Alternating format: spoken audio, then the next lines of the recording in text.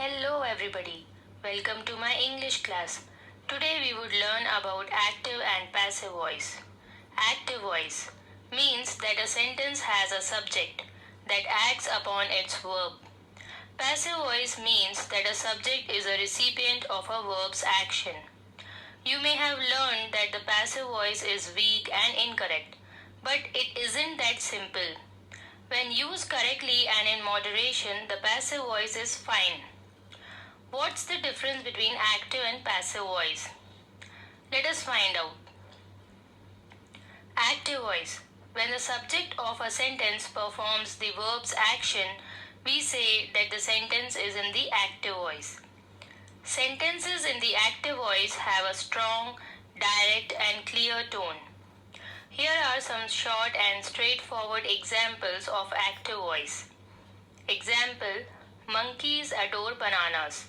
In this sentence, the subject monkey performs the action described by adore. The cashier counted the money. Here the subject, the cashier, performs the action described by counted. The dog chased the squirrel.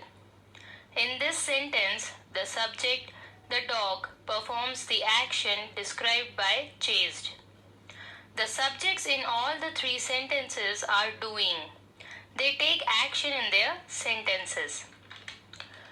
Passive voice. A sentence is in the passive voice, on the other hand, when the subject is acted on by the verb. The passive voice is always constructed with a conjugated form of to be plus the verb's past participle. Doing this usually generates a preposition as well. That sounds much more complicated than it is. Passive voice is actually quite easy to detect. For these examples of passive voice, we will transform the three active sentences above to illustrate the difference. Example: bananas are adored by monkeys. Let's take a closer look at the first pair of sentence. The active sentence consists of monkeys as subject, adore as verb, bananas as object. In the passive sentence, it consists of bananas as object, are adored as a form of to be plus the past participle adored, by is preposition, and monkeys as subject. In the second sentence, the active sentence consists of the cashier as subject plus counted as verb, the money as object.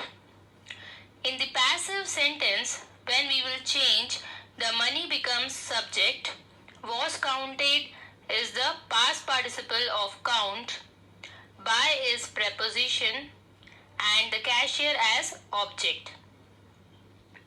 In the third sentence, the active sentence consists of the dog as subject, chased as verb, the squirrel as object.